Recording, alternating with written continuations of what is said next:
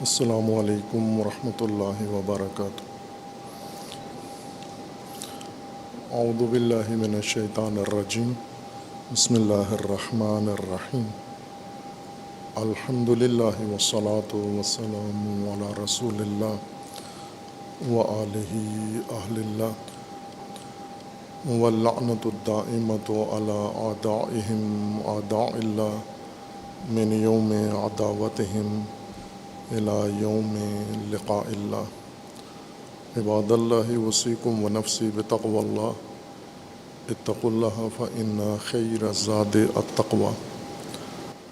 بندگان خدا، آپ سب کو اور اپنے نفس کو تقوی الہی کی وصیت کرتا ہوں، تقوی الہی کی نصیحت کرتا ہوں، تقوی الہی کی جانب دعوت دیتا ہوں و تاکید کرتا ہوں کہ اپنی زندگی تقوی کے مطابق بسر کریں، تقوی کے زیر سایہ زندگی گزاریں اور تقوی کی بنیاد پر اپنا نظام زندگی و معاملات زندگی قائم کریں۔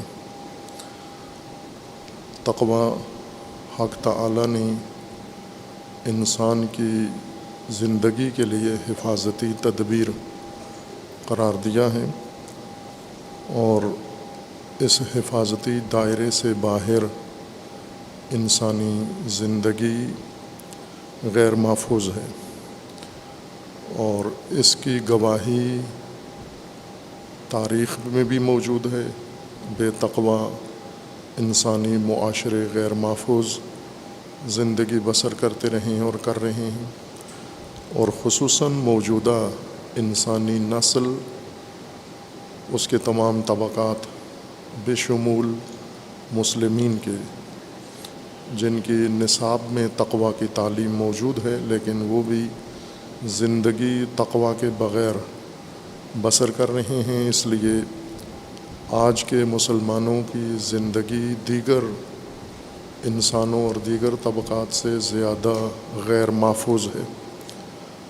اگر میں یہ کہوں کہ مسلمانوں نے جن چیزوں سے اجتناب کیا ہے، اہتمام کے ساتھ، سختی کے ساتھ دوری اختیار کی ہے، عمدن قصدن وہ تقوی ہے۔ تقوی کے قریب نہ جانے کا گویا عہد کیا ہوا ہے مسلمانوں نے، اور اسی وجہ سے آج نہ ان کے ملک محفوظ ہیں، نہ ان کی سرزمینیں محفوظ ہیں، نہ ان کی حکومتیں محفوظ ہیں، نہ ان کی اولادیں محفوظ ہیں، نہ ان کی نسلیں محفوظ ہیں، نہ ان کے مذہب و مسلک محفوظ ہیں۔ تقوی حفاظتی تدبیر ہے، تقوی کا لغوی معنی بھی حفاظت ہے، تقوی کا قرآنی مفہوم بھی حفاظت ہے، لیکن تحریف کی وجہ سے اور غلط تقوی کی تفسیر کی وجہ سے تقوی پرہیز اور خوف کے معنی میں کیا گیا ہے، جس کا نتیجہ یہ ہوا کہ حفاظتی تدبیر کے طور پر اس کو نہیں لیا گیا۔ اور اگر تقوی ہوتا، محفوظ ہوتی ہماری زندگی، ہماری ہر چیز، اور خصوصاً وہ امور ہمارے محفوظ ہوتے جو اللہ تعالیٰ نے ہماری ہدایت، ہماری نجات اور ہماری بقا کے لیے مقرر فرمائے ہیں، لیکن ہم ان امور سے بھی محروم ہیں اور اس کی وجہ سے غیر محفوظ بھی ہیں۔ خداوند تبارک و تعالیٰ نے ہر نسل و قوم کے لیے کچھ خاص عنایات اپنی نازل کی ہیں، اور قرآن کے مطابق سب سے زیادہ اپنی عنایات و الطاف اور نعمتیں اس امت کو عطا کی ہیں، امت مسلمہ، امت مومنہ، امت وسط اور امت شاہدہ، جس کا نام قرآن نے رکھا ہے، یا خیر امت، قرآن کریم نے جس کو ان الفاظ سے یاد کیا ہے۔ اور ان کے لیے ضروری تھا کہ جو کچھ خداوند تبارک و تعالیٰ نے انہیں عطا کیا ہے اس کو محفوظ رکھیں، کچھ امور ان کی ہدایت کے لیے اللہ تعالیٰ نے مقرر فرمائے ہیں، کچھ امور ان کے حرکت و ترقی کے لیے، ارتقاء کے لیے مقرر فرمائے ہیں، کچھ امور ان کی تربیت و تعلیم و پرورش کے لیے مقرر فرمائے ہیں، اور کچھ امور ایسے ہیں جو انہیں جمود سے نکال کر حرکت میں لا کر سبقت دلا سکتے ہیں، ایسی سبقت جو انہیں تمام دیگر اقوام پر حاصل ہو جائے، اور جو حق امت شہیدہ و امت شاہدہ کا مقرر کیا گیا ہے وہ حق انہیں مل جائے، نصیب ہو جائے۔ ان متعدد امور ہیں، ایک قرآن کریم کے اندر ان سب کا ذکر موجود ہے، لیکن خداوند تبارک و تعالیٰ نے اپنی عنایت خاصہ کے ساتھ اس امت کو ایک خصوصی عنایت عطا کی ہے جو سابقہ امم اس سے محروم رہی ہیں اور اس سے بہرمند نہیں رہی ہیں۔ وہ اہل البیت علیہ السلام، اور اہل البیت علیہ السلام میں بھی خصوصاً اسوہ سید الشہداء حضرت امام حسین علیہ الصلاۃ والسلام ہیں۔ خداوند تبارک و تعالیٰ نے یہ خاص عنایت وجود مبارک امام حسین علیہ الصلاۃ والسلام امام کے طور پر، ہادی کے طور پر اس امت کو مرحمت فرمایا ہے، اور امام حسین علیہ الصلاۃ والسلام نے جو سرمشق انسانوں کے لیے، مومنوں کے لیے، مسلمانوں کے لیے رقم فرمائی ہے، یہ وہ عطیہ ہے اللہ تعالیٰ کا جو کسی دیگر امت کو نصیب نہیں ہوا۔ بے تقوی ہونے کی وجہ سے ہم نے چونکہ حفاظت نہیں کی، تقوی حفاظت کا نام ہے، حفاظتی نظام کا نام تقوی ہے، اور ہم سب کچھ گنوا بیٹھے۔ علامہ اقبال کے بقول کے قبضے سے امت بیچاری کے دین بھی گیا، دنیا بھی گئی۔ اس امت بیچاری کے قبضے سے دین و دنیا دونوں نکل گئے ہیں، لٹ گئے ہیں، برباد ہو گئے ہیں، چونکہ محفوظ نہیں رکھ سکتے، نہ دین کو رکھ سکے ہیں اور نہ دنیا کو رکھ سکے ہیں۔ دنیا میں محتاج ہیں، مفلس ہیں، فقیر ہیں، درماندہ ہیں، اور دین میں گمراہ ہیں، منتشر ہیں، متفرق ہیں، گروہ میں بٹے ہوئے ایک دوسرے کے دشمن ہیں۔ نہ دین ہے ان کے پاس اور نہ دنیا ہے، اور اس کی وجہ یہ ہے کہ انہوں نے حفاظتی تدبیر کو کل عدم رکھا ہے، معطل رکھا ہے، اور وہ تقوی ہے۔ اگر تقوی کے اوپر عمل پیرا ہوتے تو جو بھی اللہ نے ان کو عطا کیا ہے وہ محفوظ ہوتا۔ ان امور میں سے جو امت ضائع کر بیٹھی ہے وہ اسوہ امام حسین علیہ الصلاۃ والسلام ہے۔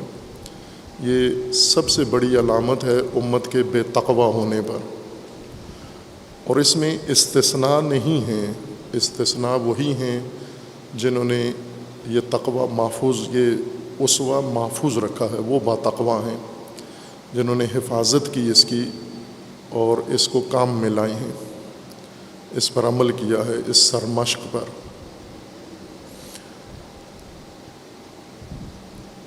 امام حسین علیہ الصلاۃ والسلام نے جو قیام فرمایا اور شہادت کی حد تک اپنے آپ کو پیش کیا، اور اپنی تمام ہستی، اپنا خاندان، اپنے عزیز لخت جگر، عزت و ناموس، سب کچھ اللہ کی راہ میں پیش کر دیا، یہ سرمشق تھی اور ایک مقصد کے لیے تھا۔ چونکہ امام حسین علیہ السلام کو اپنا انجام معلوم تھا، مکہ میں متعدد مرتبہ امام حسین علیہ السلام نے فرمایا تھا کہ مجھے قتل کر دیا جائے گا، لیکن جہاں قتل ہونا ہے مجھے وہ بنو امیہ معین نہیں کریں گے، وہ میں تعین کروں گا کہ مجھے کہاں قتل ہونا ہے۔ اور فرمایا کہ مجھے رسول اللہ نے بشارت دی ہے، اور مکاشفہ میں رسول اللہ نے مجھے آگاہ کیا ہے کہ آپ کو فلاں نقطے پر قتل ہونا ہے، اور وہیں پہ ہوا جہاں رسول اللہ نے مقرر فرمایا تھا۔ اس بیچ میں شامیوں نے کوشش کی کہ یہ واقعہ کہیں اور رونما ہو جائے۔ ولید اور مروان نے کوشش کی مدینہ میں ہو جائے، یزید اور عمرو بن سعید نے کوشش کی یہ مکہ میں ہو جائے، عبید اللہ بن زیاد نے کوشش کی یہ قادسیہ میں ہو جائے، اور کوفہ کے مکاروں نے کوشش کی یہ کوفہ میں ہو جائے۔ لیکن رسول اللہ کے فرمان میں تھا کہ اسے یہاں نہیں ہونا، بلکہ اسے اس صحرا میں انجام پانا ہے جسے کربلا کہتے ہیں، اور وہیں پہ یہ واقعہ انجام پایا۔ یہ امام حسین علیہ الصلاۃ والسلام کی تدبیر تھی، اور اس سے یہ معلوم ہے کہ امام کو انجام معلوم تھا۔ یہ نہیں تھا جیسا بعض نے یہ تحلیل کی ہے، یہ غلطی ان سے ہوئی ہے، یہ محاسبہ بعض علماء سے، مصنفین سے، اہل قلم سے اور بعض اہل سخن سے سرزد ہوا ہے کہ امام کو علم نہیں تھا، یا امام نے جو محاسبہ کیا ہوا تھا، یعنی حالات کا جائزہ لیا ہوا تھا، اس میں نعوذ باللہ امام کو اشتباہ ہوا، یا غلط معلومات دی گئیں، یا غلط کوفہ والوں کے خطوط اور وعدے باعث بنے کہ انجام یہ ہو۔ یہ سب کچھ وقوع پذیر ہوا، لیکن امام نے ان سب سے پہلے ہی بتا دیا تھا کہ میں کہاں جا رہا ہوں اور کہاں یہ امر واقع ہونا ہے۔ باقی جو کچھ ہو رہا تھا وہ ظاہری طور پر، ظاہری حساب سے وہ حالات انجام پا رہے تھے اپنے عوامل کے نتیجے میں۔ اور اس علم کے باوجود، اور یہ یوں نہیں کہ صرف امام حسین علیہ السلام کو اس انجام کا علم تھا، بلکہ امام حسین علیہ السلام کہ جتنے بھی ہمدرد تھے، خیرخواہ تھے، جنہوں نے امام کا ساتھ نہیں دیا، شامل نہیں ہوئے کاروان امام حسین علیہ السلام میں، انہوں نے بھی متوجہ کیا امام علیہ السلام کو کہ آپ جہاں جا رہے ہیں اس کا انجام یہ ہونا ہے۔ اور امام علیہ السلام نے ان کی تکذیب، تردید نہیں کی، انہیں جھٹلایا نہیں کہ آپ غلط کہہ رہے ہو، ایسے نہیں ہوگا۔ امام نے انہیں دعائے خیر دی، اور امام نے فرمایا کہ مجھے علم ہے، جو کچھ آپ کہہ رہے ہیں وہ مجھے بھی علم ہے۔ اس کے باوجود بھی امام علیہ السلام نے یہ سفر جاری رکھا اور اس معلوم انجام تک اپنا کام جاری رکھا۔ کس کے لیے؟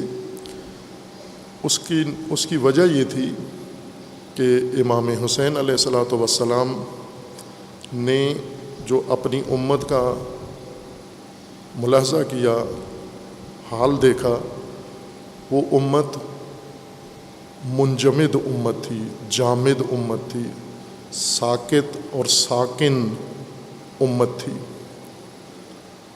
اور منجمد امتیں ان کو متحرک کرنے کے لیے، ان کو میدان میں لانے کے لیے، ان کو اپنے فرائض کی ادائیگی کے لیے آمادہ کرنے کے لیے آگاہ کرنا ضروری ہے، بیدار کرنا ضروری ہے، اور ان میں حرکت ایجاد کرنا ضروری ہے۔ اور یہ حالت، کیفیت سب کو معلوم تھی۔ حجاز مکمل طور پر منجمد، نیک خیر پر جو لوگ نیکیاں کرنے والے، لیکن ان کے اندر تحرک نہیں تھا۔ اور تحرک جو قرآن کریم نے ذکر کیا ہے، متحرک امت قرآن اس کو کہتا ہے جس میں امر بالمعروف اور نہی عن المنکر ہو، یہ متحرک امت ہوتی ہے، ورنہ منجمد امت ہے، ورنہ مردار امت ہے، مردہ امت ہے۔ وہ جسم مردہ ہے، زندہ نہیں ہے۔ زندہ کی نشانی حرکت ہے۔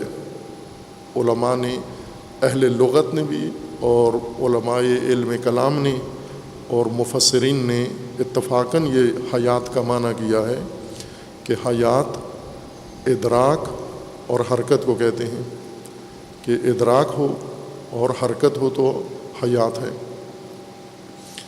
زندہ موجود اسی کو کہتے ہیں جو یہ دو چیزیں اس کے اندر موجود ہوں، ایک احساس ہو اس کے اندر اور دوسرا اس احساس کے نتیجے میں حرکت ہو اس کے اندر۔ معاشرہ بھی مرتا ہے، مردار ہوتا ہے اور زندہ ہوتا ہے۔ مردہ امت کی نشانی یہ ہے کہ اس میں اقدار تبدیل ہو جائیں، بدل جائیں، مثبت امور منفی ہو جائیں، منفی مثبت ہو جائیں، معروف منکر بن جائے، منکرات معروف بن جائیں۔ ان کے اندر حساسیت ختم ہو جاتی ہے، احساس مر جاتا ہے، حس مر جاتی ہے۔ اور جب کسی امت کے اندر یہ واضح چیزیں انجام پا رہی ہوں اور ان میں احساس نہ ہو، اسے مردہ سمجھے۔ وہ معاشرہ، وہ سماج، وہ امت یا قوم مردہ قوم ہے اور اس میں حرکت بھی نہیں ہے۔ یہ احساس اور حرکت پیدا کرنے کے لیے ایک محرک چاہیے ہے اس قوم کو، جس طرح رسول اللہ صلی اللہ علیہ وآلہ وسلم نے کیا، اور اللہ تعالیٰ نے انبیاء کو محرک بنایا ہے امتوں کا۔ انبیاء کا کام وہ نہیں تھا جو آج مولوی اور مفتی کر رہے ہیں۔ یہ روایت میں تو ہے یہ ورثہ انبیاء ہیں، لیکن انہوں نے وراثت لی نہیں ہے، چونکہ اسی حدیث کے اندر ہے کہ انبیاء وراثت میں درہم و دینار اور جائیداد اور پراپرٹی نہیں چھوڑتے۔ وارث نبی وہ جائیداد نہیں لیتا نبی سے، وہ چیز لیتا ہے جو اللہ تعالیٰ نے نبی کو عطا کی ہے۔ وہ وارث اور وصی میں بھی وہی ہونی چاہیے۔ اور قرآن کریم نے جو لفظ انبیاء کے لیے استعمال کیا ہے وہ بعثت ہے۔ هو الذی بعث فی الامیین رسولا، اللہ نے مبعوث کیا ہے نبی کو۔ مبعوث اس انسان کو کہتے ہیں جو بیدار ہو، ہوشیار ہو، متحرک ہو، اور نہ صرف متحرک ہو بلکہ محرک بھی ہو۔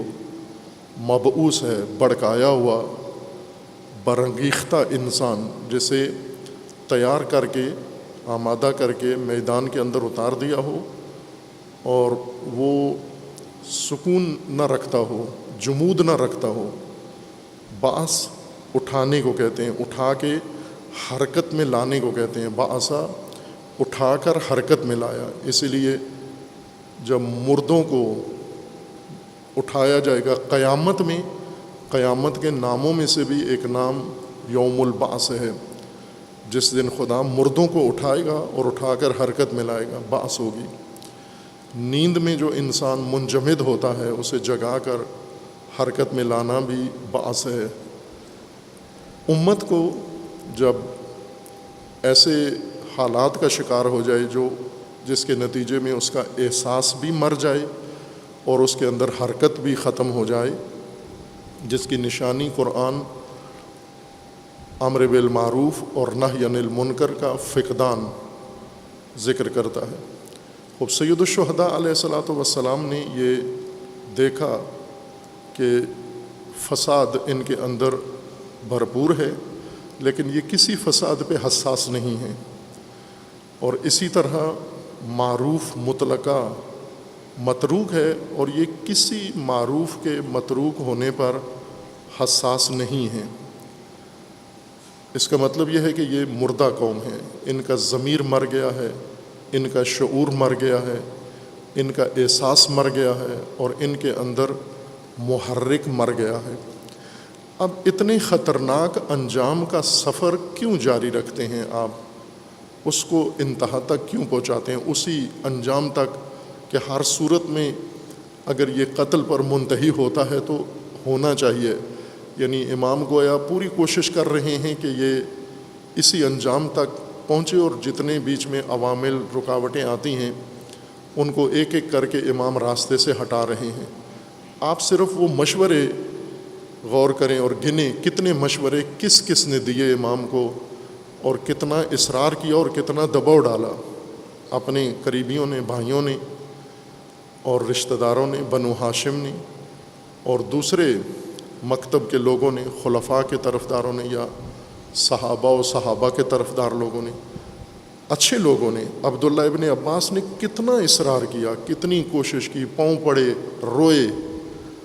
محمد ابن حنفیہ آخری وقت جب امام اپنی ناکہ پہ سوار ہو کے مکہ سے نکل رہے تھے، آ کر امام کی اونٹنی کی لگام مہار پکڑ لی اور رونے لگے اور کہا کہ میں کسی صورت آپ کو، اپنے بھائی کو اس خطرناک سفر پر جانے نہیں دوں گا۔ اور اسی طرح ایک ایک کر کے، اور عبداللہ ابن جعفر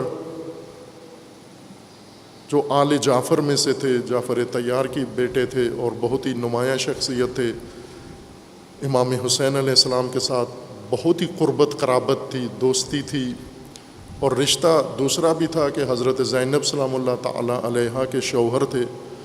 انہوں نے سب سے زیادہ کوشش کی، بلکہ اس کوشش میں وہ اتنے آگے چلے گئے کہ باقاعدہ بنو امیہ کے حکمرانوں سے امام کے لیے تحریری امان نامہ لے کر آئے کہ آپ محفوظ ہیں، آپ کی سیفٹی کی ضمانت ہے، گارنٹی ہے۔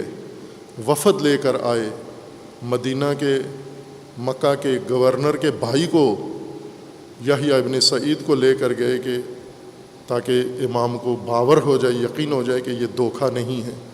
اور جناب عبداللہ ابن جعفر نے خود ذاتی طور پر یہ ضمانت دی کہ دھوکہ نہیں ہے، یہ حقیقت ہے اور آپ محفوظ ہیں، بے شک آپ بیعت نہ کریں۔ پھر بھی امام مصر ہیں، یعنی اتنے کوششیں، اتنی رکاوٹیں، اتنے مشورے جو روکنے کے لیے ہیں، وہ ایک ایک کر کے امام عبور کرتے جا رہے ہیں تاکہ ہر صورت میں یہ کام انجام پائے۔ لوگوں کو امام سے ہمدردی ہے، امام کی ذات سے ہمدردی ہے، امام کے خاندان سے ہمدردی ہے، اور وہ ہر صورت میں ہمدرد، ہر صورت میں اپنے مورد حمایت اور مورد ہمدردی کی زندگی مانگتا ہے کہ ہر صورت میں اس کو زندگی ملے۔ لیکن جس کے ساتھ ہمدردی کر رہے ہیں وہ کیا ہے؟ آیا وہ بھی زندگی کا خواہاں ہے یا اس کا مقصد کچھ اور ہے؟ وہ منصوب و مبعوث ہے، جس طرح نبی مبعوث ہیں، نہ اس لیے کہ پرامن اور پرآسائش زندگی گزاریں۔ پرآسائش زندگی کے لیے تو مبعوث ہونے کی ضرورت نہیں ہے، صرف پیدا ہونا کافی ہے۔ جس طرح ہم سب پیدا ہوئے، مبعوث تو نہیں ہوئے، ہمیں تیار نہیں کیا گیا، ہمیں اٹھایا نہیں گیا، ہمیں بیدار نہیں کیا گیا، ہمارے اندر وہ محرک نہیں ایجاد کیا گیا، رکھا ہی نہیں گیا، کیونکہ ہمیں جس کام کے لیے بنایا گیا وہ ہم کر رہے ہیں۔ کھانا ہے، پینا ہے، چرنا ہے، سونا ہے، لذت اٹھانی ہے، اس کے لیے مبعوث ہونے کی ضرورت نہیں ہے، اس کے لیے اندر بیداری اور محرک کی ضرورت نہیں ہے، تحرک کی ضرورت نہیں ہے، بلکہ جمود زیادہ انسان کو آسائش دیتا ہے، آرام دیتا ہے، اور جمود کی حالت میں انسان کو زیادہ سکھ ملتا ہے، چین ملتا ہے۔ امام حسین علیہ السلام کو یہ روکتے ہیں کہ آپ زندہ رہیں، اور امام حسین علیہ السلام اصرار کر رہے ہیں کہ مجھے اس سفر کو آخر تک، انجام تک پہنچانا ہے۔ کیوں پہنچانا ہے؟ اس لیے کہ یہ بیماری جو اس امت کو لاحق ہو گئی ہے، یہ صرف اسی نسل کے ساتھ مختص نہیں ہے، یہ بیماری ہر نسل میں منتقل ہو جائے گی۔ چونکہ امام نے دیکھا رسول اللہ صلی اللہ علیہ وآلہ وسلم کے بعد، رسول اللہ نے ایک امت، جس طرح خود مبعوث ہوئے اللہ کی جانب سے، امت کو مبعوث رسول اللہ صلی اللہ علیہ وآلہ وسلم نے کیا، اور یہ مبعوث امت، اس سے ہر کام لیا گیا۔ آپ توجہ کریں، مبعوث امت، جب خلیفہ اول کے زمانے میں لوگوں نے بعض احکام رسول اللہ کے ماننے سے انکار کیا، زکوٰۃ کا انکار کیا یا حکومت کا انکار کیا، تو خلیفہ نے ایک اشارہ کیا، بائیں کے بہت سارے مشاورین خلیفہ کے تھے جو حامی نہیں تھے کہ یہ جنگ شروع نہ کی جائے، ارتداد کی جنگ خلیفہ اول کو اپنے ساتھیوں نے مشورہ دیا تھا کہ شروع نہ کی جائے، بلکہ خلیفہ دوم جو مشاور تھے خلیفہ اول کے، وہ بھی یہ حامی نہیں تھے کہ یہ جنگ شروع نہ کی جائے۔ انہوں نے اصرار کیا کہ یہ حتماً ہر صورت میں یہ جنگ کرنی ہے مرتد لوگوں کے خلاف۔ اور جنہوں نے جھوٹے نبوت کے دعوے کیے تھے ان کے خلاف یہ جنگ کرنی ہے انہوں نے، اور کی، اور انہیں کوئی مشکل پیش نہیں آئی۔ کیوں نہیں پیش آئی؟ چونکہ رسول اللہ ایک بیدار مبعوث امت چھوڑ کر گئے تھے۔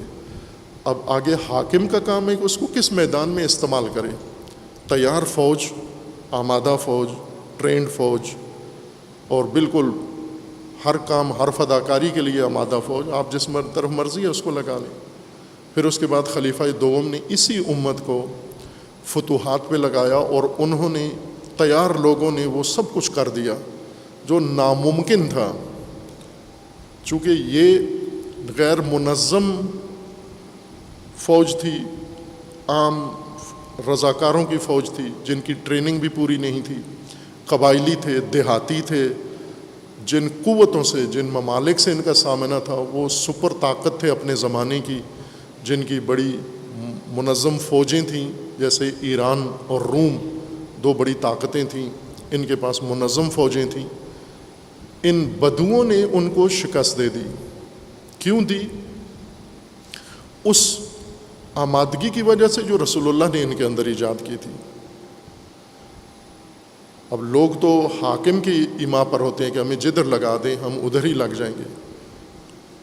تیار لوگ، آمادہ لوگ، متحرک لوگ آمادہ ہیں کچھ کرنے کے لیے، انہیں جدھر لگا دیں اٹھ کے وہ کر دیا، اور کیا، حکمرانوں نے ان سے استفادہ کیا۔ اور یہی فتوحات باعث بنی کہ وہ آمادگی جو رسول اللہ نے ان کے اندر پیدا کی تھی اور جس کے نتیجے میں انہوں نے یہ کارنامے انجام دیے، اب ان کو آسائشیں، زمینیں، جائیدادیں، باغات، ریوڑ، بکریوں کے استبل، گھوڑوں کے، اونٹ اور کھیتی باڑی، باغات، ہر چیز ان کو میسر آئی۔ درہم و دینار اتنے ان کے پاس تھے، ان کی جگہ ختم ہو گئی، ان کے گھر چھوٹے پڑ گئے اس درآمد کو سنبھالنے کے لیے۔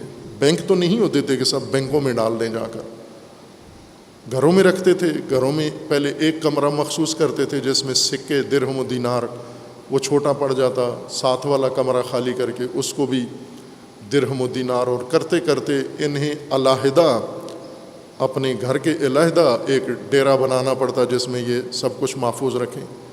وہ تفصیل کتابوں کے اندر موجود ہے کہ اس کے پاس کتنی دولت اور ثروت تھی۔ یہی دولت و ثروت و آسائش نے اس آمادہ امت کو، جو پہلے آمادہ تھے اور ہر کام کے لیے تیار تھے، ان سے جو بھی کام لے لیں یہ منجمد ہو گئے۔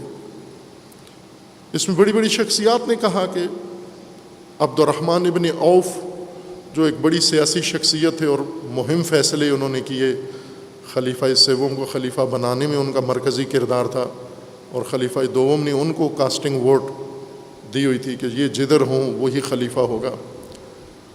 اور دولت و ثروت کے لحاظ سے سب سے بڑے صحابی، صحابہ رسول میں، رسول اللہ کے صحابہ میں سب سے زیادہ ثروت مند صحابی یہ تھے، لیکن ان کی دولت اپنی نہیں تھی، یعنی مکہ سے نہیں لائے تھے ساتھ اپنے، یہ اصحاب صفہ میں سے تھے، یعنی جن کے پاس کچھ بھی نہیں تھا، نہ جوتے تھے، نہ کپڑا تھا، نہ کھانے کو کچھ تھا۔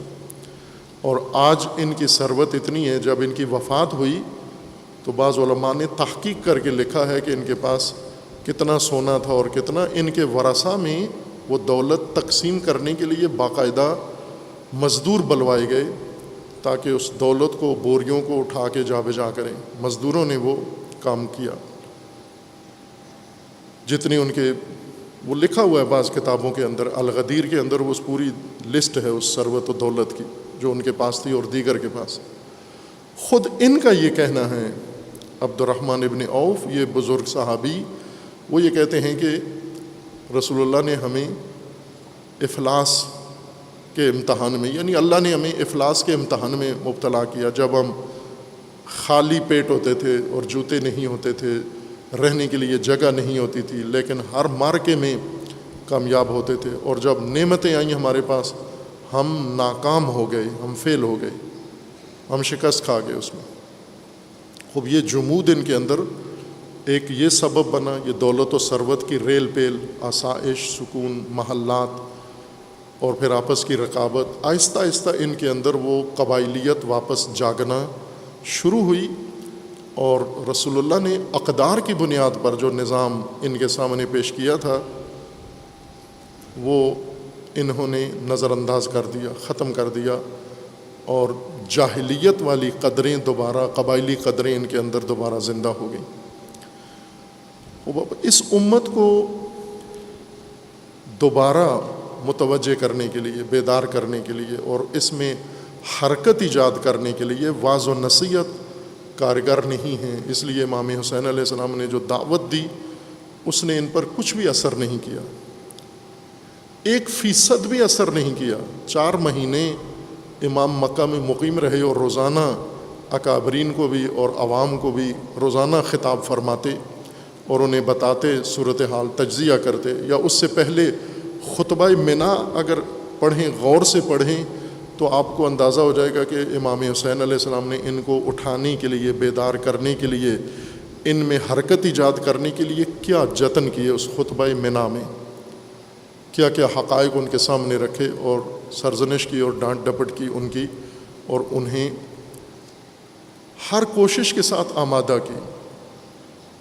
امام حسین علیہ السلام نے اس امت کو اٹھایا، دعوت دی، ہر ممکنہ کوشش جو ہو سکتی تھی زبانی کلامی ان کو اٹھانے کے لیے کی، خصوصاً خطبہ منا،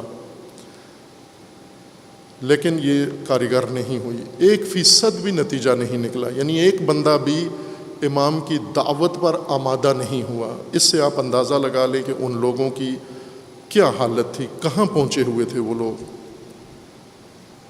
کس آفت کا شکار ہو چکے تھے، کس حالت میں جا پہنچے تھے، کتنے پست اور گھٹیا ہو چکے تھے وہ لوگ۔ اس طرح کی بیماری میں جب امت مبتلا ہو جائے، امام نے اس کو بیدار کرنے کے لیے پھر یہ اقدام کیا،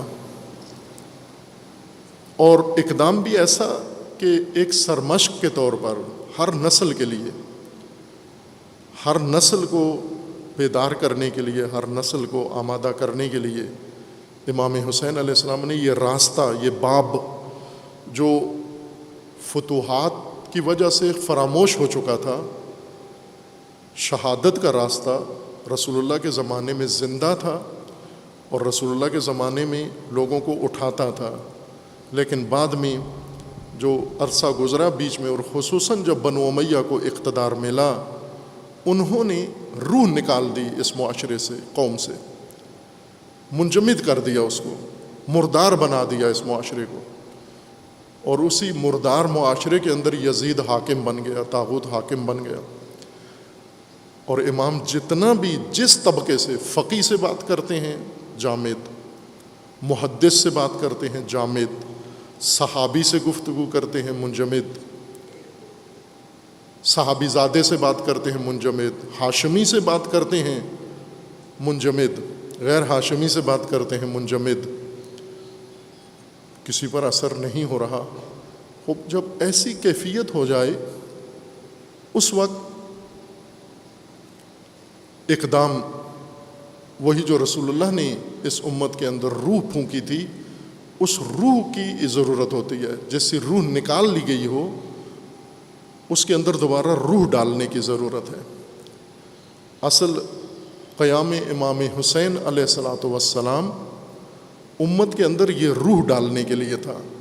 اس لیے امام نے صراحت سے ذکر بھی کیا کہ میرا مقصد امر بالمعروف اور نہی عن المنکر ہے۔ اور امام حسین علیہ السلام کی یہ شہادت، یہ قیام اور اقدام، یہ اب تسلسل کے ساتھ آگے امتوں کے اندر منتقل ہونے کے لیے اہل البیت علیہ السلام نے اہتمام کیا، ایک تدبیر کے ساتھ سارا کام ہوا۔ حضرت امام زین العابدین علیہ السلام کا وہاں پر بچ جانا، یہ تدبیر تھی امام حسین علیہ السلام کی، تاکہ یہ آگے بڑھے، یہ سلسلہ چلے، اور حضرت زینب سلام اللہ تعالی علیہا کو وصیتیں، یہ تدبیر تھی امام حسین علیہ السلام کی کہ یہ اقدام ادھورا نہ رہ جائے۔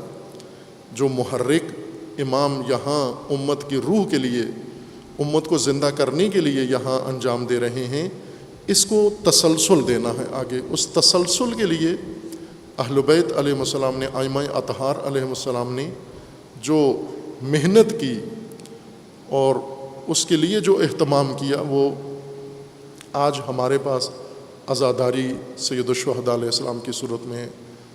محرم در حقیقت اس امر کا نام ہے، اور یہ تسلسل کربلا کا، عاشورہ کا یہ فخر حاصل ہے تشیع کو، انہوں نے اہل بیت علیہ السلام سے لیا ہے، اور آج پوری دنیا میں شیعہ سید الشہداء علیہ السلام کے لیے عزاداری کا اہتمام کرتے ہیں۔ اور ظاہر ہے کہ آج کا یہ عزاداری کا منظر اور کربلا کے زمانہ دیکھیں تو زمین آسمان کا فرق ہے۔ وہاں پر ایک فرد امام کے ساتھ آنے کے لیے تیار نہیں ہو رہا تھا، اور آج چھوٹے چھوٹے محلوں کے اندر ہزاروں افراد اور شہروں کے اندر لاکھوں افراد آپ کو نظر آتے ہیں۔ خصوصاً جب تاسوعہ و عاشور کے جلوس ہوتے ہیں عزاداری کے، اور اس میں جو جمعیت شریک ہوتی ہے، چھوٹے بڑے بچے عورتیں مرد، ہر طبقہ اس کے اندر آتا ہے، ایک سمندر، ایک بحر کی شکل اختیار کر لیتا ہے، ایک بیکران سمندر۔ جیسے لگتا ایسے ہے جیسے پاکستان میں ایسے لگتا ہے کہ پوری پاکستانی قوم شیعہ ہے۔ عاشور کے دن یہ منظر نظر آتا ہے اس تصویر سے۔ اب اس کا مطلب یہ ہے کہ اب عاشورہ نے جو کام کرنا تھا وہ کر دیا، عاشورہ نے جو محرک پیدا کرنا تھا وہ کر دیا، لیکن یہ محرک آج کی اس قوم کو تحریک نہیں کر رہا۔ عزاداری بھی ایک بعثت کا نام ہے، عاشورہ بھی ایک بعثت کا نام ہے، محرم بھی ایک بعثت کا نام ہے، یعنی قوم کو، امت کو حرکت دینے والا محرک عنصر ہے یہ امام حسین علیہ السلام کا قیام اور عاشورہ اور شہادت۔ لیکن جس طرح رسول اللہ کی میراث، بعثت رسول اللہ، تیار امت رسول اللہ کی استعمال تو کی گئی، اس سے ممالک فتح ہوئے، اس سے سرزمینیں فتح ہوئیں، اس سے بڑی بڑی سپر طاقتیں سرنگون ہوئیں، اس آمادگی سے فائدہ اٹھایا گیا۔ امام حسین علیہ السلام نے جو روح پھونکی اس سے بھی فائدہ اٹھایا گیا۔ امام حسین کے ساتھ نہیں آئے، لیکن جو امام حسین علیہ السلام نے محرک ایجاد کر دیا تھا اس سے بھرپور فائدہ اٹھایا، لیکن اس مقصود کے لیے نہیں جو امام حسین علیہ السلام کے مد نظر تھا کہ بیدار امت ہو، آگاہ امت ہو اور متحرک امت ہو۔ اور یہ متحرک امت کیا کرے؟ بیداری اور تحرک کی علامت یہ ہوگی کہ ان کے اندر امر بالمعروف اور نہی عن المنکر ہوگا، اور امام حسین علیہ السلام کا فرمانا ہے کہ سب سے بڑا منکر طاغوت ہے، فاسد حکمران ہے، ظالم حکمران ہے، کلمہ حق جابر حکمران کے سامنے کہنا یہ سب سے بڑا امر بالمعروف ہے۔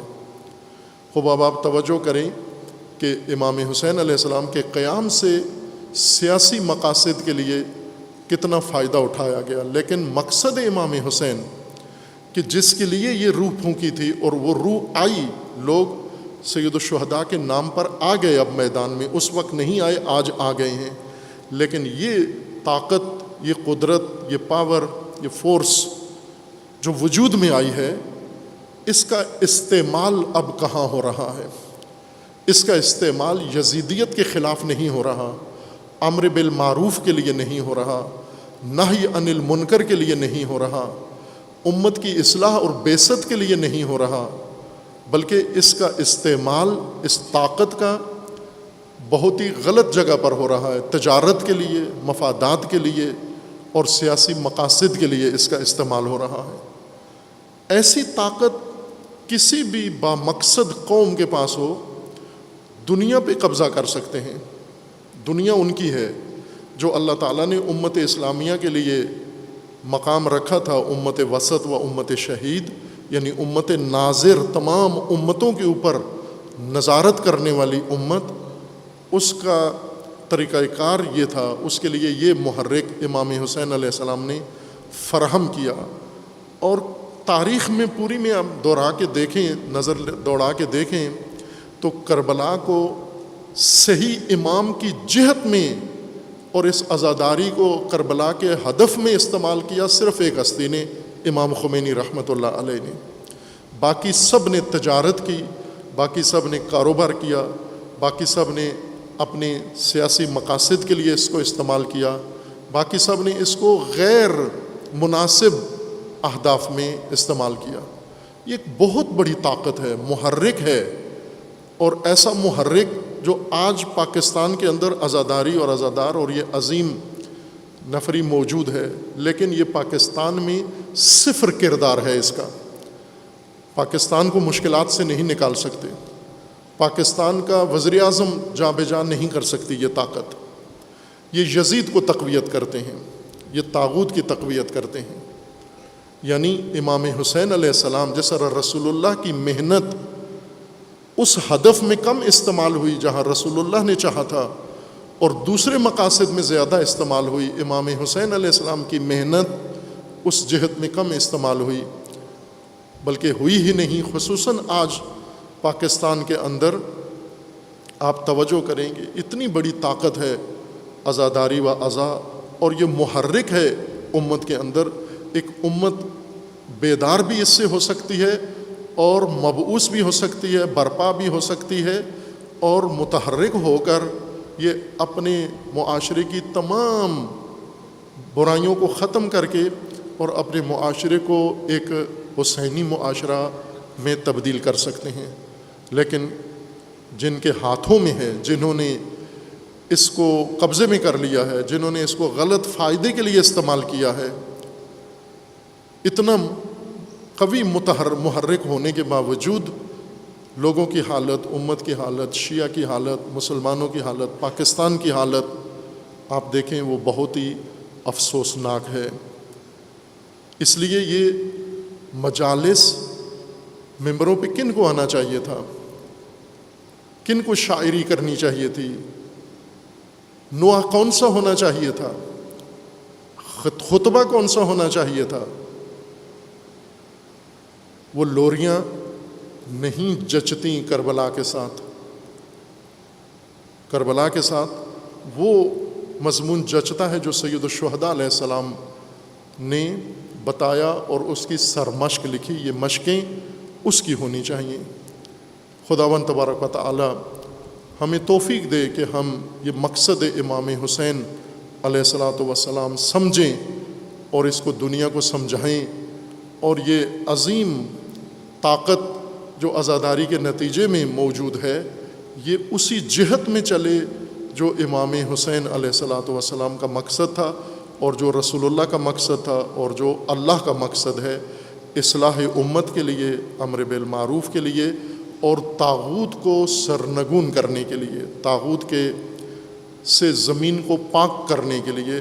اللہ تعالیٰ اہل پاکستان کو توفیق دے کہ انشاءاللہ وہ یہ عزا کریں اور یہ عاشورہ اور یہ محرم برپا کریں انشاءاللہ۔ اعوذ باللہ من الشیطان الرجیم، بسم اللہ الرحمن الرحیم۔ انا اعطیناک الکوثر فصل لربک وانحر ان شانئک هو الابتر۔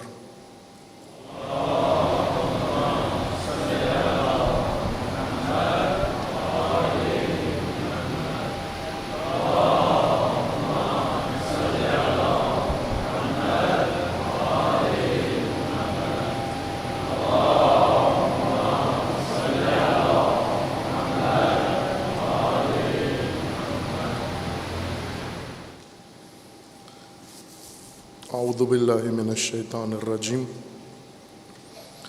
بسم اللہ الرحمن الرحیم۔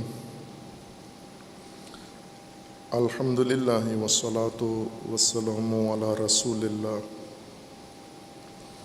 وآلہ اہل اللہ، سیما علی امیر المؤمنین علی ابن ابی طالب علیہ الصلاۃ والسلام، و فاطمۃ الزہرا سیدۃ النساء العالمین والحسن والحسین سیدی شباب اہل الجنہ وصبتی الرحمہ وعلی بن الحسین ومحمد بن علی وجعفر بن محمد وعلی بن جعفر وموسیٰ بن جعفر وعلی بن موسیٰ ومحمد بن علی وعلی بن محمد والحسن بن علی والحجۃ بن الحسن القائم المنتظر المہدی حجج اللہ علی عبادہ وامناؤہ فی بلادہ واللعن علی اعدائہم اجمعین من الآن الی قیام یوم الدین۔ عباد اللہ اوصیکم ونفسی بتقوی اللہ اتقوا اللہ فإن خیر الزاد التقوی۔ بندگان خدا آپ سب کو اور اپنے نفس کو تقوی الہی کی وصیت کرتا ہوں، تقوی الہی کی نصیحت کرتا ہوں، تقوی الہی کی جانب دعوت دیتا ہوں اور تاکید کرتا ہوں کہ اپنی زندگی تقوی کے مطابق بسر کریں، تقوی کے زیر سایہ زندگی گزاریں، تقوی کی بنیاد پر نظام زندگی قائم کریں۔ تقوی انسانی زندگی کی حفاظتی تدبیر ہے۔ اگر تقوی ہو، زندگی کا ہر پہلو محفوظ ہے، زندگی کا ہر وسیلہ محفوظ ہے، زندگی کا ہر ذریعہ محفوظ ہے، اور جو اللہ نے زندگی کے لیے نعمتیں دی ہیں وہ ساری محفوظ ہیں۔ اگر تقوی نہ ہو وہ سب ضائع ہیں، وہ سب انسان کے ہاتھ سے نکل جاتی ہیں، لٹ جاتی ہیں وہ۔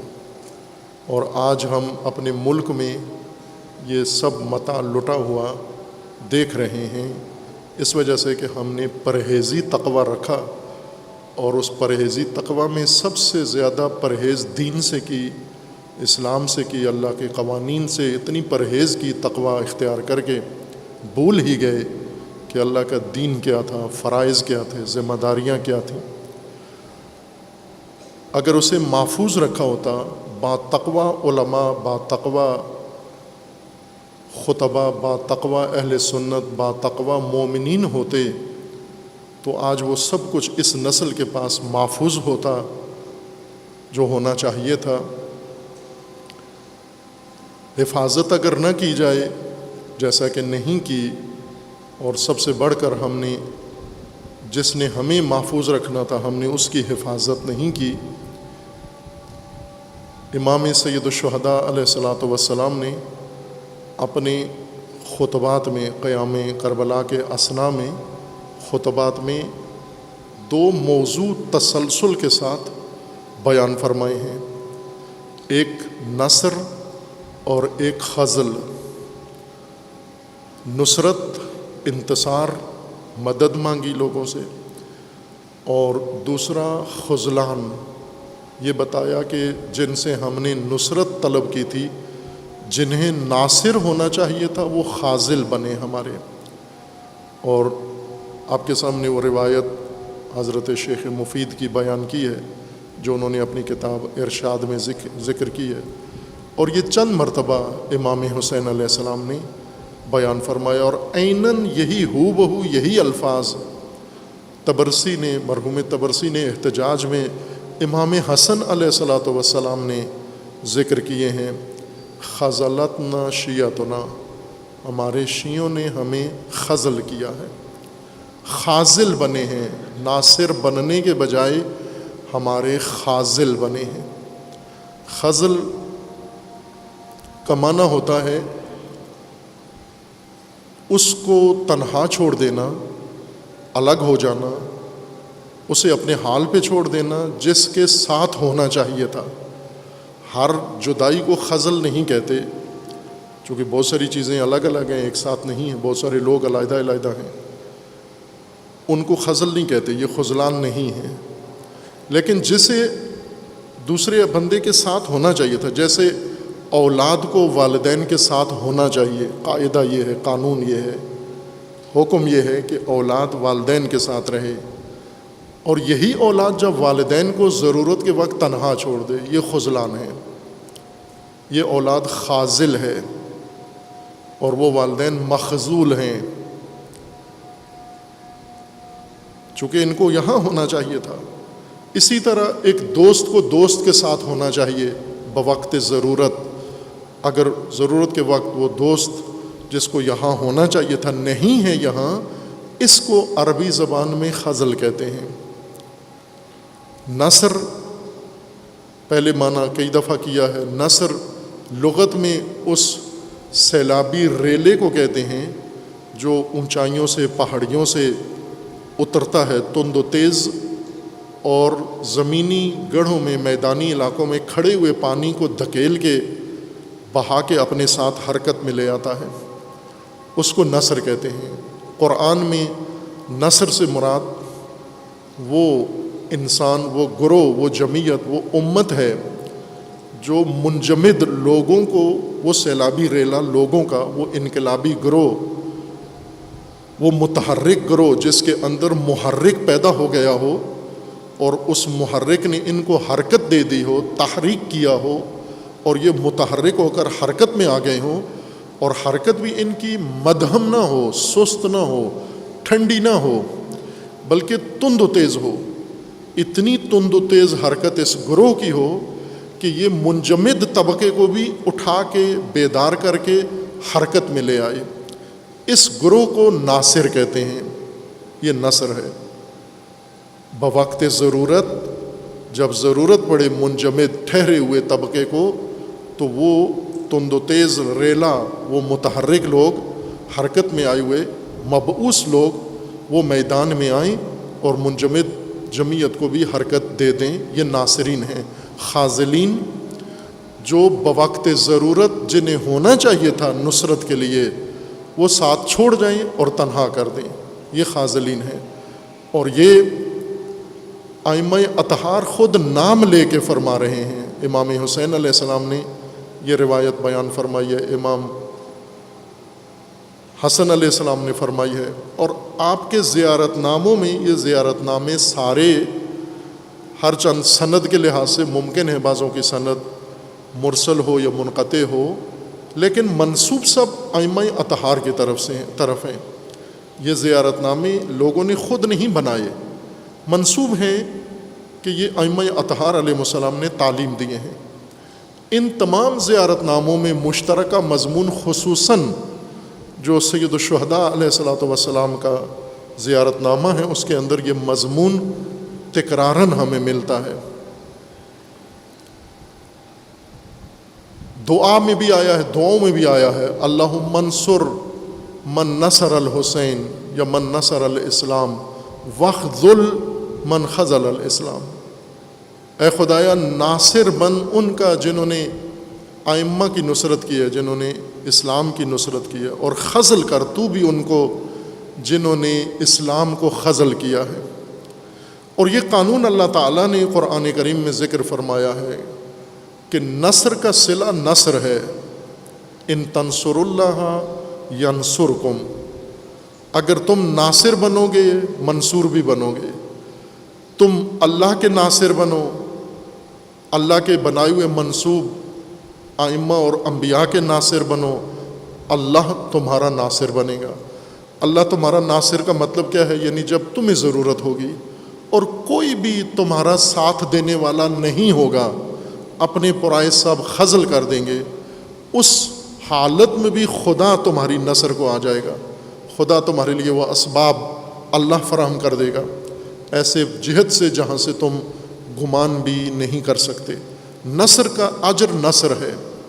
ہم یہ سمجھتے ہیں کہ ہر چیز کا صلہ لنگر ہے، ہر چیز کا صلہ بریانی ہے، ہر چیز کا صلہ، جیسے یہاں دنیا میں ہم بریانی کو اجر سمجھتے ہیں، آخرت میں بھی اسی طرح کا مضمون اور ذہن ہمارے ذہنوں میں یہ ہے کہ وہاں پر بھی دیگیں ہی ہوں گی، وہاں پر بھی ذرا ذائقے اچھے ہوں گے، لیکن ہوگا یہی، کھانے پینے کا ہی سارا اہتمام ہے وہاں پر۔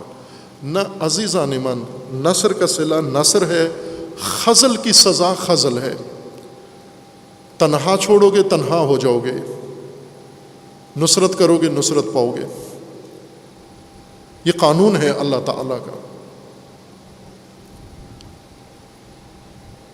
خزل امام حسین علیہ السلام کا خزل کن لوگوں نے کیا؟ کوفہ کے ان لوگوں نے جن میں شیعہ بھی تھے اور غیر شیعہ، جنہوں نے امام حسین علیہ السلام کو بلایا، خط لکھے، عہد کیا، نصرت کا عہد کیا، لیکن جب وقت آیا چھوڑ گئے، تنہا چھوڑ دیا۔ یہ خازلین ہیں، ناصرین نہیں ہیں، یہ خازلین ہیں۔ انہی کے اوپر اللہ تعالیٰ نے لعنت کی ہے، انہی کے اوپر ائمہ اطہار نے لعنت کی ہے۔ اللہم لعن من خزل الحسین، جنہوں نے حسین کو تنہا چھوڑا ہے ان پر لعنت ہو اللہ کی، ملعون طبقہ ہے وہ۔ نصرت کے وقت نہ موجود ہونا یہ خزل ہے، اور یہ خذلان لوگوں نے کیا، اور ائمہ نے اس کا شکوہ اللہ کی بارگاہ میں کیا، اور ہمیں بھی متوجہ کیا کہ یہ جرم زندگی میں نہ کرنا، خزل نہ کرنا۔ جب ضرورت ہو تم نصر بن سکتے ہو، نصرت کر سکتے ہو، تم مدد کر سکتے ہو، اس کام کو آگے بڑھا سکتے ہو اپنی حد تک جتنی بھی تمہاری حیثیت ہے، اور اس وقت ضرورت تم گھر میں بیٹھے ہو، تم بیوی بچوں کے پاس ہو، تم جہاں بھی ہو، یہ خذلان ہے۔ اب میں ذرا خزل کا آپ کو عادت کے تحت آپ کو معنی لغوی بھی بتا دوں کہ خزل عرب کس لیے استعمال کرتے ہیں عربی لغت میں۔ عرب ذرا عربی لغت اسلام سے پہلے کی ہے، کربلا سے پہلے کی ہے، اور وہاں خزل و نصر دونوں استعمال کرتے تھے۔ نصر انہی سیلابی ریلوں کو کہتے تھے، اور خزل کہتے تھے وہ ریوڑ، بھیڑ بکریوں کا ریوڑ ہوتا ہے، یا اونٹنیوں کا ریوڑ ہوتا ہے، یا ہرن، بعض علاقوں میں ہرن پائے جاتے ہیں، ان ہرنیوں کا ریوڑ جب ہو، جب ان جانوروں کی یہ کمزوری ہے، ایک تو یہ کہ یہ ریوڑ ہی کی صورت میں ہوتے ہیں، جنگلی ہوں یا پالتو ہوں، بھیڑ بکریاں ریوڑ کی شکل میں ہیں، اونٹ ریوڑ کی شکل میں ہوں گے، اور ہرن جنگل میں ریوڑ کی شکل میں ہوں گے، تنہا نہیں یہ زندگی گزارتے۔ اور یہی جو ریوڑ کے ساتھ ہمیشہ رہتے ہیں، جدھر ریوڑ جا رہا ہو انہیں ادھر ہی جانا ہے، جہاں ریوڑ بیٹھے گا یہ بیٹھ جائیں گے، یا ریوڑ چرے گا یہ چریں گے، جہاں ریوڑ چلے گا یہ چلیں گے۔ ان جانوروں کے تمام امور ایک غریزی طور پر ایک نظم ڈسپلن میں ہیں کہ ریوڑ کے ساتھ ہی رہنا ہے انہوں نے۔ لیکن جب یہ ہرنیاں، جب یہ اونٹنیاں، جب یہ بھیڑیں اور بکریاں بچہ جنتی ہیں، ان کے چھوٹے چھوٹے بچے جب پیدا ہوتے ہیں، تو وہ بچے ابتدا میں چونکہ ریوڑ کے اندر ہی ہے، ہرنی یا ریوڑ کے اندر ہے بکری، بھیڑ، جب اس کا چھوٹا بچہ پیدا ہوتا ہے تو ریوڑ تھوڑی دیر رک جاتا ہے۔ یہ ریوڑ کے اندر یہ خصلت ہے کہ جس بھیڑ بکری کا بچہ پیدا ہو تو ریوڑ حرکت نہیں کرتا، رکا رہتا ہے، انہیں پتہ ہوتا ہے کہ یہ ولادت ہو رہی ہے یہاں پر۔ پورا ریوڑ ایک طرح سے اس کو تحفظ فراہم کرتا ہے۔ پالتو جانوروں کی فطرت انسانوں نے بدل دی ہے، ان کو کچھ اور بنا دیا ہے، ان کو مشینیں بنا دیا ہے، ان کو خود سمجھ نہیں آتی کہ یہ پرندے ساری رات بولتے ہیں، جبکہ پہلے ایسے نہیں ہوتا تھا، پہلے مغرب غروب کے وقت سو جاتے تھے۔ ابھی چند دن پہلے رات 10-11 بجے کوے یہاں مدرسے کے اندر مضطرب حالت میں 2 کوے گھوم رہے تھے، تو میں نے ایک بندے کو متوجہ کیا کہ یہ کوے کے سونے کا ٹائم ہے، اور کوا سب سے پہلے سوتا ہے امن کی جگہ پر محفوظ۔ یہ اس ٹائم پہ یہ کوے کا اضطراب لگتا ہے کہ کوئی مشکل ہے اس کوے کو، کوئی اس کی فیملی میں کوئی پیچیدگی پیدا ہو گئی ہے، یہ کسی مدد کے لیے کسی، چونکہ کوا بہت چالاک ہے، حیوان ہے، تو یہ اگر کوئی ہوتا یہاں جانوروں کی حرکات سکنات کو سمجھنے والا تو دیکھتا ہے کہ اس کو پریشانی کیا ہے۔ باہر کے وہ جن کو میں نے متوجہ کیا وہ ظاہراً کوے سے بھی بیزار تھے، مجھ سے بھی بیزار تھے، انہوں نے دیکھنا بھی شاید گوارا نہیں کیا، لیکن وہ گفتگو کر رہے تھے، میری نگاہیں اسی کوے پر تھیں کہ اس کو کیا مشکل ہے، یہ رات کے اس ٹائم پر کیوں یہ گھبرایا ہوا، یہ جوڑی ہے یہ کیوں گھوم پھر رہے ہیں۔ اب یہ ریوڑ کی خصلت ہے کہ ولادت جب ان کے ایک عضو کی ولادت ہو بکری کی، اس کی مدد کے لیے، اس کی حوصلہ افزائی کے لیے، اس کے تحفظ کے لیے ریوڑ تھوڑا سا اس کو سہارا دیتا ہے۔ دوسری خصوصیت ان کی یہ کہ ان کے بچے زیادہ دیر بستر پہ نہیں رہتے، ان کی پیمپرنگ کی زیادہ ضرورت نہیں پڑتی۔ اس بچے کو تھوڑا سا چند منٹ چاہیے، ماں نے اس کو چاٹنا ہے، اس کے وہ جو رطوبتیں ہیں ولادت کی وہ صاف کرے گی، اور مساج ہے۔ جب جانور پیدا ہوتا ہے تو بھینس، گائے، بکری، یہ جانور سارے اپنے مولود کو چاٹتے ہیں، یہ مساج ہے اس کا، یہ مساج دیتے ہیں تاکہ اس کی بند رگیں کھل جائیں، اس کے اعضاء حرکت میں آ جائیں۔ اس مساج سے، اور صفائی بھی ہے مساج بھی ہے، اس مساج سے، مالش سے وہ بچہ بہت جلدی توانا ہو جاتا ہے، کوشش کرتا ہے، ماں مدد کرتی ہے اور کھڑے ہونے کی، اور تھوڑی دیر میں کھڑا ہو جاتا ہے۔ کھڑا ہونے کے بعد گرتا ہے، سنبھلتا ہے، پھر گرتا ہے، اور شاید 1 گھنٹہ بھی نہیں لگتا کہ وہ ماں کے ساتھ چلنا شروع کر دیتا ہے۔ لیکن ایک مشکل بڑی باقی رہتی ہے کہ یہ بچہ ہے، اس کے اندر طاقت نہیں ہے، ضعیف ہے، کمزور ہے، ریوڑ کے ساتھ اپنی سپیڈ پوری نہیں رکھ سکتا۔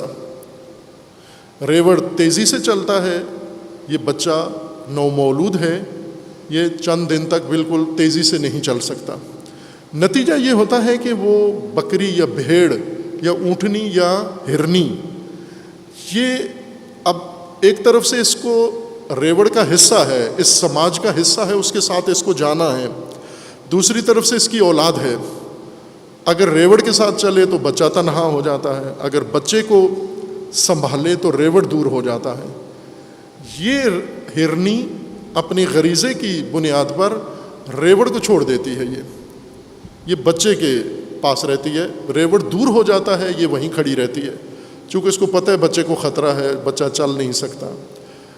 اس ہرنی کو یا اس بکری اور بھیڑ یا اونٹنی کو جو اپنے بچے کی خاطر، اپنی اولاد کی خاطر اپنے ریوڑ سے الگ ہو جائے کٹ کے، عرب اس کو خزلہ کہتے ہیں۔ یہ ہرنی خزل کیا اس نے، یعنی جدا ہو گئی، بچوں کی خاطر ریوڑ سے الگ ہو گئی۔ اس کو ریوڑ کے ساتھ ہونا چاہیے تھا لیکن اب نہیں ہے۔ کس چیز نے اس کو ہٹایا؟ بچوں نے ہٹایا، اولاد نے ہٹایا۔ اولاد کی ہمدردی، اولاد کی ممتا، اولاد کے اوپر شفقت، وہ جو تعلق ہے غریزی فطری، اس نے اس کو روک لیا۔ بچہ زنجیر بن گیا، ریوڑ کاروان آگے نکل گیا، یہ پیچھے رہ گئی ہے۔ اور پھر ہوتا کیا ہے اس مخزول کے، اس خازل کے ساتھ؟ پھر کوئی بھیڑیا آتا ہے، اس بکری کو، ہرنی کو بچے سمیت ہڑپ کر جاتا ہے۔ یہ محفوظ نہیں ہے، چونکہ اس کو ریوڑ کے ساتھ ہو تو محفوظ ہے یہ۔ خوب یہ لغت میں معنی ہے خزل کا، لغت میں معنی نثر کا سیلابی ریلا، قرآنی معنی متحرک جمعیت، وسائل لے کر، مدد لے کر جو مجبور، اور جس طرح ابھی سیلاب زدگان ہیں بلوچستان میں، سندھ میں، باقی علاقوں میں، جنوبی پنجاب میں، بہت سارے علاقوں میں تباہی پھیل گئی، اور ان کے گھر بہہ گئے، ان کا سامان بہہ گیا، ان کے ریوڑ بہہ گئے، ان کے سب کچھ نابود ہو گیا، اور بعض کی تو جانیں بھی چلی گئیں۔ خوب یہ ابھی بالکل منجمد ہو گئے ہیں، ساکت ہو گئے ہیں۔ ان کی مدد کرنا یہ نثر ہے، وسائل لے کر ان کو مہیا کرنا یہ نثر ہے۔ ناصرین وہ ہیں جو اب ان کی مدد کو جائیں تاکہ یہ زندگی کا تحرکات شروع کر دیں۔ خزل کیا ہے کہ جن کو اس وقت وہاں ہونا چاہیے تھا، حکومت کو اور فلاحی رفائی تنظیموں کو جو فنڈ جمع کرتے ہیں اسی کام کے لیے، ان کو اس وقت وہاں ہونا چاہیے تھا، یا وہ لوگ جن کا نہیں ہوا نقصان لیکن وسائل ان کے پاس ہیں، ان کو بھی ان کے ساتھ ہونا چاہیے تھا۔ اگر وہ نہیں ہیں ان کے پاس، یہ خازلین ہیں، وہ مخزول لوگ ہیں۔ لیکن یہ خازلین یہ زیادہ عرصہ محفوظ نہیں رہتے۔ امام حسین علیہ السلام نے نصر طلب کی اور شکوہ خزل کا کیا کہ خزلتنا شیعتنا، امام نے خط لکھا اس منزل پر، اور جو کاروان میں ساتھی تھے حضرت مسلم کی شہادت کے بعد تحریر کر کے اپنے کاروان کو پڑھ کے سنایا کہ یہ سند ہے کہ ہمارے شیعوں نے ہمیں تنہا چھوڑ دیا ہے، اب وہ رنگ نہیں ہوگا جو آپ سمجھ رہے تھے، وہیں سے شیخ مفید لکھتے ہیں کہ بہت سارے لوگوں نے امام کا ساتھ چھوڑ دیا۔ عزیزان، یہ خزل بہت بڑا عیب ہے، ننگ ہے، دھبا ہے، اور یہ سیرت بن گئی اتفاقاً۔ یہ عجیب ماجرا ہے کربلا کا کہ جو کچھ امام حسین علیہ السلام نے کیا وہ رسم نہیں بنی، جو امام کے ساتھ شمر نے کیا وہ رسم بن گئی، جو خولی نے کیا وہ رسم بن گئی، جو کچھ دوسروں نے کیا وہ رسم بن گئی۔ اور اہل البیت کو رسیاں باندھی گئیں، بیڑیاں باندھی گئیں، وہ رسم بن گئی۔ دشمنوں نے جو کیا، بنو امیہ نے کیا، عمر سعد نے جو کچھ کیا وہ رسم بن گئی۔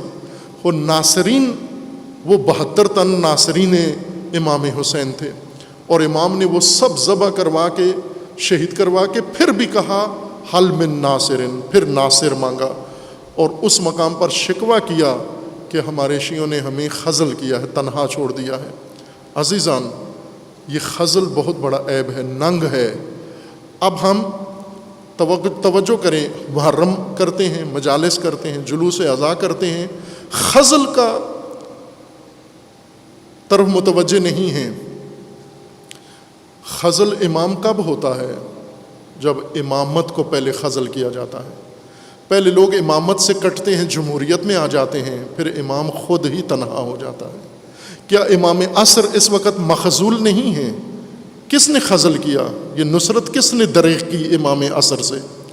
اور یہ سارا، یہ طاقت، یہ انرجی، یہ پوٹینشل جو عزاداری کی صورت میں اور تشیع کی صورت میں اور عزا کی صورت میں، یہ کس نے جمہوریت کے پاؤں میں جا کر ڈال دیا؟ اور امامت ابھی بھی مخزول ہے، امامت ابھی بھی تنہا ہے۔ خب یہ وہ چیزیں ہیں جن کی طرف ہمیں توجہ رکھنی ہے۔ رسومات کو انجام دے کر اتنے مطمئن نہ ہو جائیں کہ ہم نے بہت کچھ کیا، نہ عزیزان، وہ جو بیٹھے رہے، نہیں آئے امام حسین کے ساتھ، بعد میں موم بتیاں لے کر امام کے مزار پر آئے، یہ خازلین ہیں۔ جنہوں نے بعد میں کوفہ میں توبہ کر لی، یہ خازلین ہیں۔ جنہوں نے بعد میں قیام کر کے امام کے نام پر بہت کچھ کیا، یہ خازلین ہیں۔ ناصرین وہی تھے جو امام کے ساتھ کھڑے تھے، جنہیں جہاں ہونا چاہیے وہاں کھڑے ہوں، وہ ناصرین امامت ہیں۔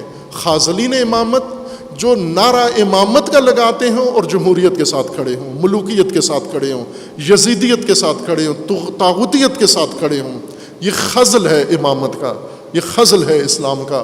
اور ہمیں سکھایا گیا ہے کہ خدایا لعنت کر ان پر جنہوں نے ائمہ کو اور خصوصاً امام حسین کو خزل کیا ہے۔ اس لعنت سے نکلیں باہر۔ یہ لعنت آخر تک کیوں جاری رکھیں؟ رضاکارانہ جاری رکھے ہوئے ہیں۔ کیا جواز بنتا ہے امامت کو تنہا چھوڑ کر اور دوسرے طاغوتوں کے ساتھ جا کر کھڑے ہو کر، اور پھر امام حسین کا نام واسطے دے کر طاغوتوں کے لیے ووٹ مانگ کر؟ یہ نہیں ہے نصرت امام حسین علیہ السلام۔ حسین یہ نہیں چاہتے تھے، خدا یہ نہیں چاہتا، رسول اللہ یہ نہیں چاہتے۔ خداوند تبارک و تعالی ہم سب کو پروردگار، آج تک اگر ہم نے خزل کیا ہے امامت کو، اللہ اس کو معاف فرمائے، اور آج سے خدا ہمیں توفیق دے کہ ہم نصر امام کے لیے، نصرت امام کے لیے، نصرت دین کے لیے، نصرت خدا کے لیے، نصرت رسول اللہ کے لیے انصار حسین، انصار اسلام، انصار رسول اللہ، انصار قرآن و انصار اللہ بن کر اس میدان میں موجود ہوں جہاں پر ہمیں موجود ہونا چاہیے۔ اور خدا نہ کرے وہ وقت آئے کہ جہاں پر ہمیں ہونا چاہیے ہم وہاں نہ ہوئے تو خازلین میں سے ہو جائیں گے۔ اللہ کی بارگاہ میں پناہ مانگتے ہیں اور دعا کرتے ہیں، خدایا جو مومنین اس دنیا سے رحلت کر گئے انہیں جوار رحمت میں مقام نصیب فرما، جو مریض علیل ہیں انہیں شفاء کاملہ نصیب فرما، جو مصیبت میں ہیں ان کی مصیبتوں کو برطرف فرما، خصوصاً سیلاب زدگان، متاثرین سیلاب، پروردگارہ ان کے تمام مسائل مشکلات کو مدد فرما، اپنے خزائن غیبیہ سے ان کی مدد فرما، اپنے بندگان خاص کو ان کی مدد کی توفیق عطا فرما، پروردگارہ پاکستان کی حفاظت فرما، اس ملک کے دشمنوں کو رسوا فرما، ملک کے ساتھ خیانت کرنے والوں کو رسوا فرما، ملک کے اندر ناامنی، فرقہ واریت، نفرت پھیلانے والوں کو رسوا فرما، اور پروردگارہ ایام عزا ہیں تمام عزاداروں کی حفاظت فرما، مجالس عزاداری، جلوس عزاداری، اہل منبر، بانیان مجالس سب کی حفاظت فرما، اپنے ولی حق ولی اللہ الاعظم اجل اللہ تعالی فرج و شریف کا جلد از جلد ظہور فرما، ہمیں حضرت کے اعوان و انصار میں سے ہونے کی توفیق عنایت فرما۔ اعوذ باللہ من الشیطان الرجیم، بسم اللہ الرحمن الرحیم۔ قل هو اللہ احد اللہ الصمد لم یلد ولم یولد ولم یکن لہ کفوا احد۔